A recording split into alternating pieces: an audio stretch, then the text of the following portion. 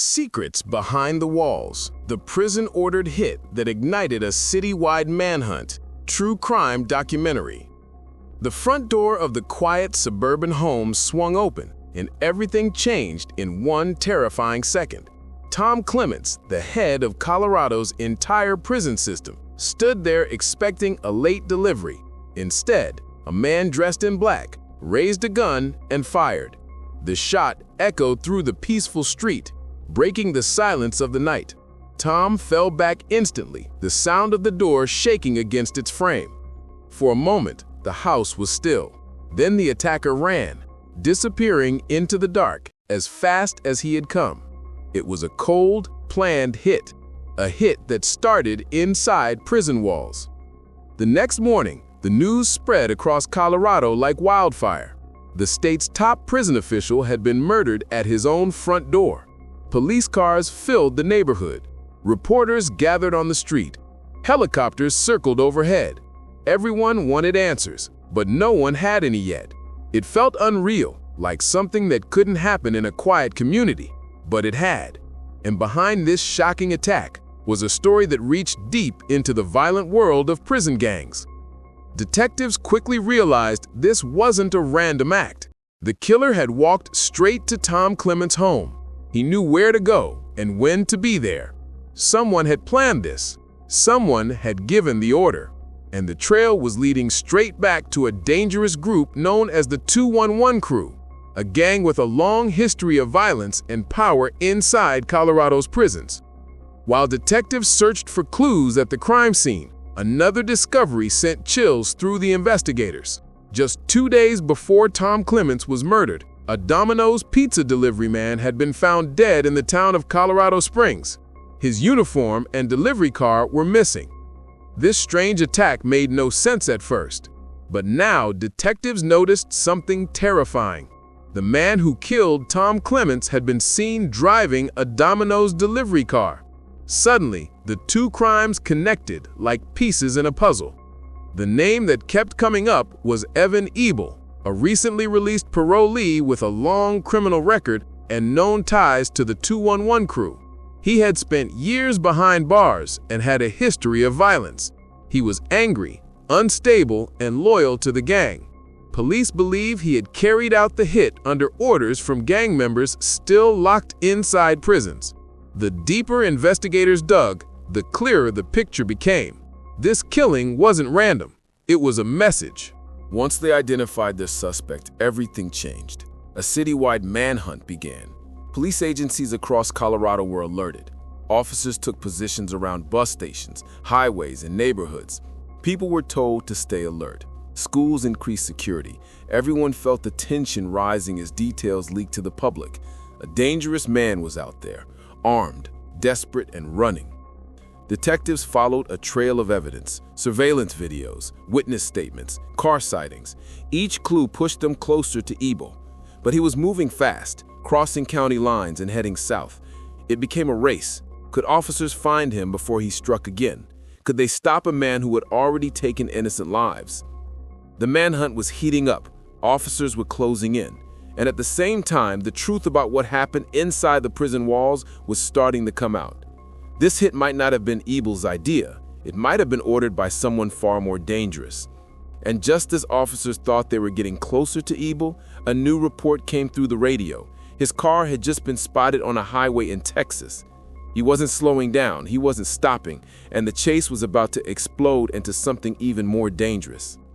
The tires screamed against the hot Texas highway as a black Cadillac sped past traffic at nearly 90 miles an hour. Radios crackled with urgency. The suspect in the Colorado murder was now flying down a rural road outside Decatur, Texas. Deputies tried to set up roadblocks, but the car blew through them without slowing down. This was no normal chase. This was the final stretch of a desperate man running from a crime that reached deep into prison walls. Inside the car was Evan Ebel. His face was tight with anger, fear, and something else, determination. He had already fired at officers in Colorado days earlier. Now he was crossing state lines with the same gun believed to have killed the state's top prison chief. Every mile brought the chase closer to a violent showdown. Texas officers didn't know the full story yet, but they knew enough. He was armed, he was dangerous, and he wasn't stopping. Deputies tried to force him off the road. Ebel pulled out his gun and fired through his own windshield. Bullets cracked the air. Shattered glass sprayed across his dashboard. Police cars swerved to avoid the shots. One deputy felt a bullet slam into his vehicle door. This chase had now become a gunfight, and the moment felt unreal, like something out of a movie. But it was happening right there on a Texas highway. The Cadillac hit the shoulder and bounced back onto the road. Smoke poured from under the hood.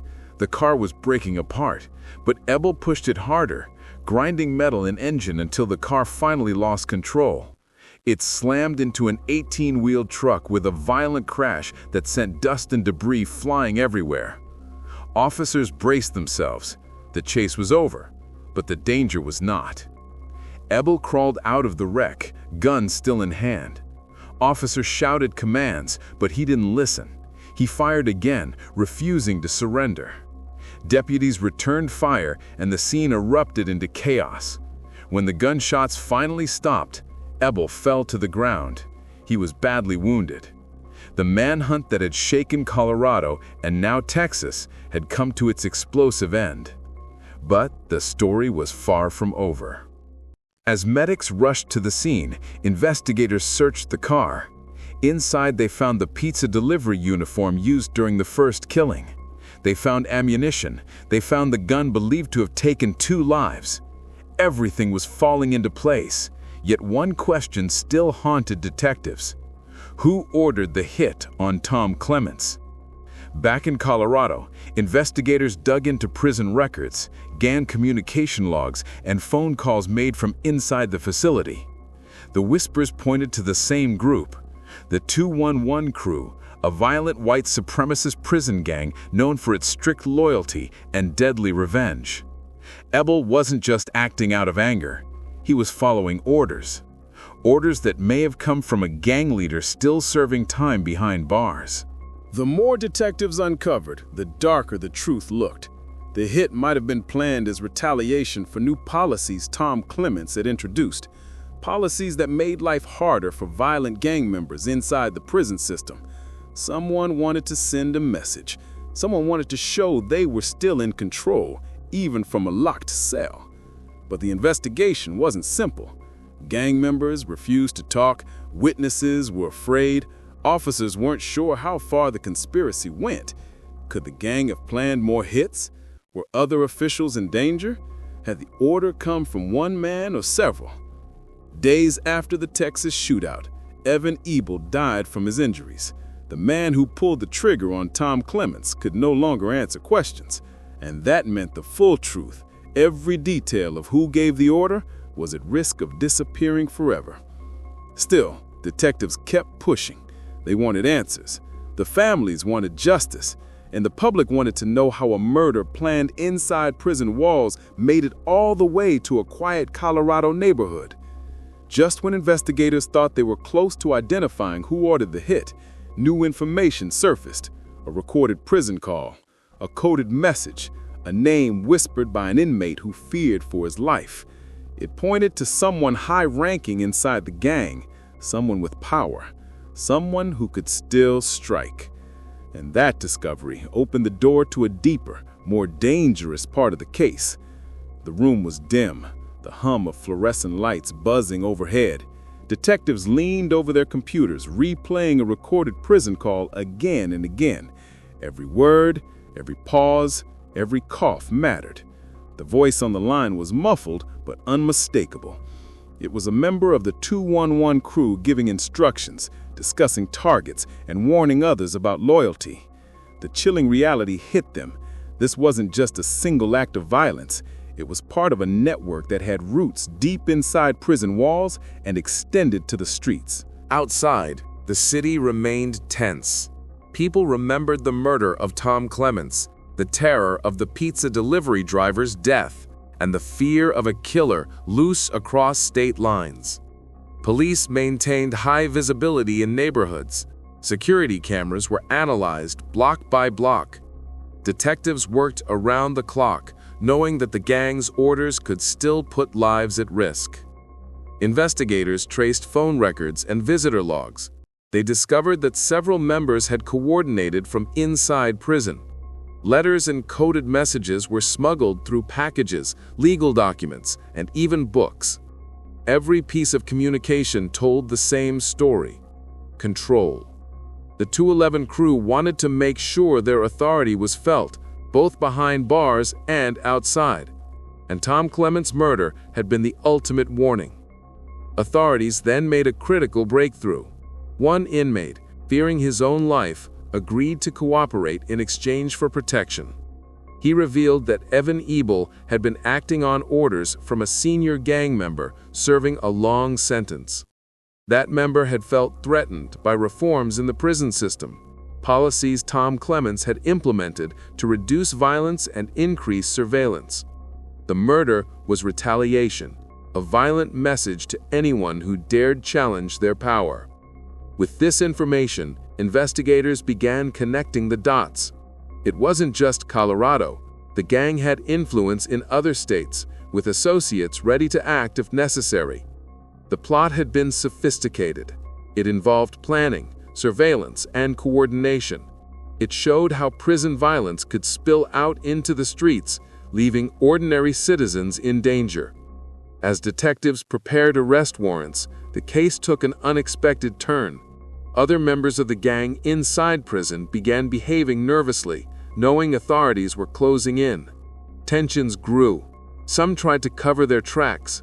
Others sent urgent messages pleading for silence.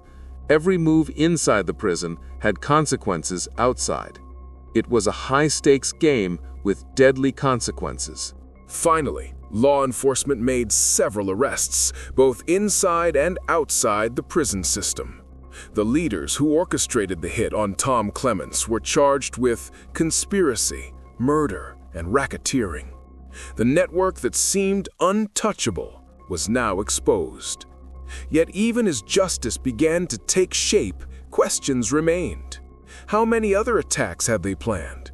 Were there more victims waiting in silence?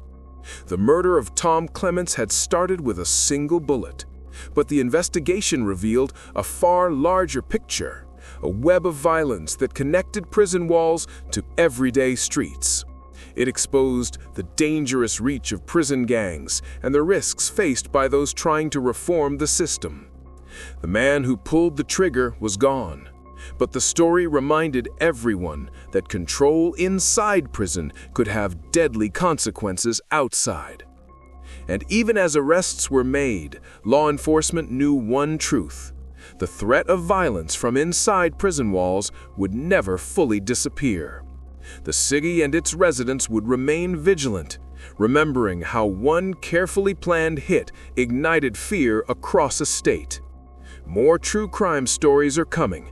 Don't forget to subscribe, tap the bell, and tell me in the comments which real case you want next.